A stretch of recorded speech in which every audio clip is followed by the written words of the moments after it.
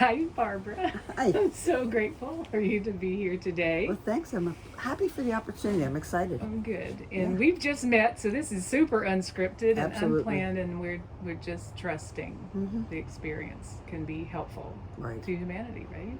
Absolutely. So I'm going to share this quote with you, and then it's just honestly trusting whatever comes up for you to share. What sons hear and feel from their mothers makes them into the man they will become. Hmm. Okay? So here's a visual of a little cartoon that really touched my heart that I want to touch yours and stimulate you too. It was of a mother sitting and her maybe 10-year-old son was standing in front of her. In the cartoon, he has donkey ears and a donkey tail. And his mother has just said to him, "Your father was a jackass." Okay, so I'm going to repeat the quote. Yeah. What our sons, what they hear and feel from their mothers about men and maleness Right. makes them into the man they become. Right. Trusting whatever words you want to Well, share. that really, I really felt that. When I separated from my son's father, my son was 10 years old. And I was very angry and bitter for many, many, many years. And so I really demonized him to my son and to anybody else who would listen. Now, from a different point of view, I realize it was me that I was angry with, not him, but I projected it all on him. So I know it had an influence on my son. There's no question in my mind that it did. Can you tell a little bit of how you feel that it did affect him? I can't say specifically. My husband, when I got married, within a year, my husband went to Vietnam. So we're talking about a long time ago, okay? So while he was deployed in Vietnam, I was pregnant with our son. Today, I realized that we all had post-traumatic stress. It wasn't just my husband. We all had it, Yeah. yes. Certainly, because I was involved and my son's part of us, so he had it also. So when my husband came back, it was a different man that went. A totally different human being came back. And we didn't know how to deal with each other. He didn't know how to deal with himself. I was 25. I didn't know how to deal with myself. And so in order to cope with things, we were drinking alcoholically. Okay. So in some ways, I think I mentioned that to you. In some ways, I think that's good because my son had us not so involved with him because we were so self-involved, right? That's maybe justifying what happened. So I left my husband after my son was just about 10 or 11 years old because I felt like at that point he would be ready to be separated from his father. And if we may, just asking, what was he hearing from you or feeling from you about men and maleness? I think anger. I was very your angry. anger at Yeah, your I projected husband or a lot all of. men, or Well, I was specifically addressing it about my husband, that he was who he was, how he acted. Fast forward many years later, my son is now 20 years old, is in an accident, and is paralyzed as a result of the accident. He was living here. I was in New Jersey. I came immediately. His father was somewhere out west. He works for the Forest Service, and he took him a month to get here. I was pretty angry, to say the least. Resentful, bitter, and I'm sure I expressed that to my son either verbally or just communicating energetically with him. So he just was getting a lot of negative vibe from me. There's no question about it. In retrospect, I understand my husband, who was a medic in Vietnam, couldn't cope with anymore emotionally, but I didn't have the capacity for that compassion at the time. So I was just still more anger, and that's what my son got from it all the time. My father, who was the other big figure in my life, a masculine, was very, very sweet, very gentle, very mild, and my mother was more of the masculine. So I grew up with a weak masculine, and then my husband turned out to be not what I thought he should be. I just had all these judgments about him. So I've come a long way. When I start talking about who I was and how I was showing up, my son had to be influenced by this. Now, my son went to live with his father at some point in the mountains before his accident, and his father was very rough on him. He was Very rough on him. He made him Rough live meaning physically or made him live in a emotionally? tent in the mountains while he was in a trailer. Made him stay outside. Toughened him up. He's very, very strict, very tough. And I really believe that was my resistance to my husband, but that's what my son needed. Because after he had his accident, he's demonstrated a fortitude that he never would have gotten if he didn't have that experience. So I really can see that, really quite honestly, because being a quadriplegic is not easy. But my son managed to go back to school. He got a bachelor's. He got a fellowship for his master's. He was teaching at the university. He's married. He works full time. He has his own son. I mean, he's an extraordinary human being. And I really believe a lot of it had to do with what experience he had with his father. So in spite of my really bashing the masculine, my son rose above it. I don't know if that's... Well, and Yeah. if I may ask, thank you Sure. for your honesty. So powerful. Has your son ever mentioned anything about the feelings that he got from you about? No, we never discussed never that. talked about He does have a relationship with his father. His father's remarried. He lives out in New Mexico. Okay. And I did ask my son one time, I said, do you still talk to him? Well, he said, yeah, periodically, but always in the morning when he's still sober. So he managed to, and now just recently, his father called me and he was concerned because of the grandson. He wanted to be involved, and my son is saying, hands off. You're not anybody I want to have an influence. So he's got his judgment about his father based on his own experience, right? But I'm sure I didn't help. And what I suggested to him just recently, when this whole thing started happening, I said, you know, people change. People change. And to hold them in that place where you remember them from the past isn't really fair. But I don't think he can hear me. Okay, Yeah. thank you. And you mentioned, I think, that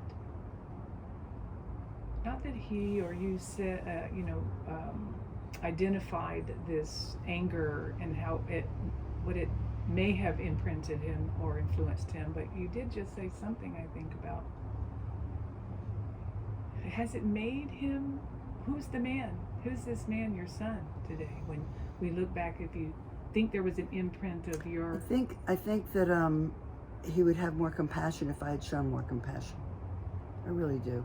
He's very, very compassionate today. Yeah, you I think so. Okay. Yeah. Huh. In some ways, he's extremely compassionate. In other ways, he's very intolerant. But he's a self-made person. He's very independent. Trusts himself. I mean, he has a lot of qualities that most people don't have. He's not disabled. He's differently abled. He's never let that stand in his way. He doesn't complain about anything. He just has a fortitude. And he's gotten a lot of these qualities, I believe, from his father. I really do. Okay. Yeah. So when we, just to revisit those words, what a son hears and feels from the mother makes him into them, or partly, it's not like 100%. Right, it has an imprint, for sure. Imprint, and you see it around compassion, is what I'm hearing. And now he's a father of a 20-year-old, I think he said. And so what do you see there? Well, what I understand, that because quote in mind. Sure. Well, they just moved back from North Carolina. They were living in North Carolina for 10 years, and they just moved back To right around here, about 5 minutes Florida. from here. Okay. And when I found out that I didn't even know for a couple of years what was going on with my grandson, and then I was told that my son refused to let him stay in the house anymore until he got sober, until he cleaned his stuff up. So Until very the grandfather got sober. Till the Okay. son, So you had... till his son gets sober. My son is my son's son is in rehab. Oh, okay. Yeah, it's like a whole generational thing. Okay. Yeah. And what did your son have any issues with alcohol or drugs or? You know, he addiction? may have, but he broke his neck when he was 20. He didn't have a whole lot of time to do that. Put that pattern in. Right. Yeah. And so really, my experience is that young men don't really grow up or mature until they're 30. Okay. And he at 20 broke his neck, and he had to grow up. Okay. Okay. So now his son is managing an addiction with alcohol. Right. And just to, again, back to the quote about the influence of the mother. Sure. Or the grandmother. Sure. What do you see today about your grandson? I see that well, let me back up a little bit. I believe that we all have masculine and feminine within us. And what I've been working on over the last few years in my own development is developing my masculine more and owning my masculine more. Necessary because my grandson was running over me, taking advantage of me, allowing that feminine to just enable in some ways. Yeah, to enable. So I feel like I guess what I'm coming to more and more, not that I guess, I know what I'm coming to more and more is it's really healthy for a child to have the masculine and feminine in two different individuals. Not that we don't have it all, but a man, I'm not a man. I don't want to be a man. I'm a woman and I have masculine and feminine tendencies. I believe that being able to be assertive and strong and powerful, which are generally masculine, I can't be, but it's different energy, you know that, right? So I feel like what I'm seeing is that he does better he's in a place now with 14 young men, no women, in a facility on a farm in West Virginia for recovery. And I believe he needs that kind of environment to toughen up. He's very thin-skinned. And I think it's a lot of it because his mother was a little bit of a helicopter mom, overprotecting, and probably got some of that from me too, overprotecting. It's okay, excusing, where a man doesn't put up with that. Right. Right? Okay. Yeah. Some men, yeah. For the most part. Yeah. The masculine, I mean, we all have both, like I said, but for the most part, men are more deliberate, more direct, more effective, there's no excuses. Women, well, it's okay, honey, right? It's easy to run over that. Okay. And I saw that happening with my grandson when he was with me. And so what have you done once you become aware of that? Well, for myself, that's part of my process is developing more of my masculine, really owning more of my masculine power. And Yeah. can you give us a specific just to understand? Well, so even just being able to speak, public speaking. I've been desire resist. It takes a lot of courage. It takes a lot of willingness. It takes a lot of ambition. Those are all things of masculine quality. Boldness, right? And not necessarily with him, just developing it in your life For myself. with you, that Exactly. you can be more whole, feminine and masculine. Exactly. With him. And more integrated. Oh, integrated. I like Yeah, that. more integrate the masculine and And the you're feminine. seeing that play out?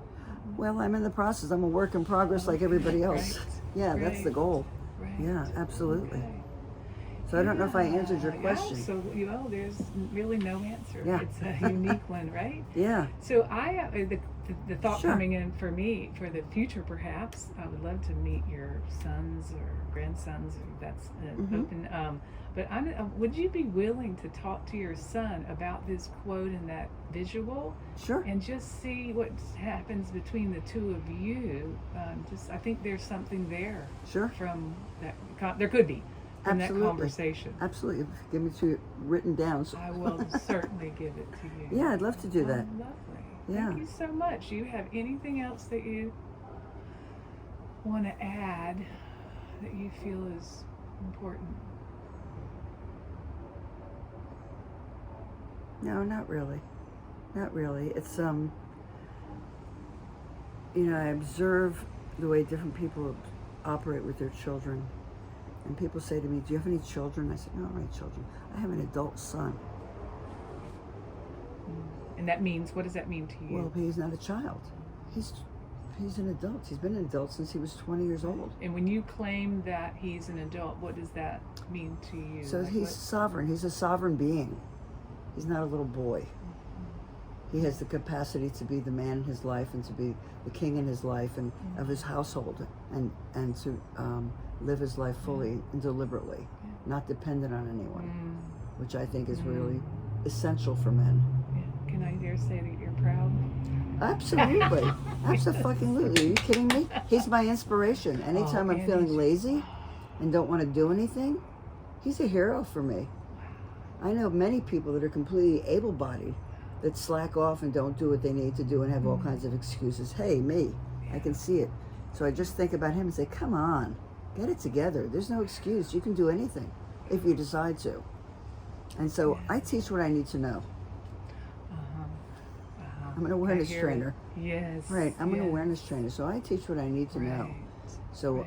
there's no excuse for me not to be my highest and best, to keep on striving to be that. Right. What an extraordinary woman you are, mother and grandmother and woman in the world. It's my pleasure to spend this time with you. It's just a I'm so reflection, isn't touched. it?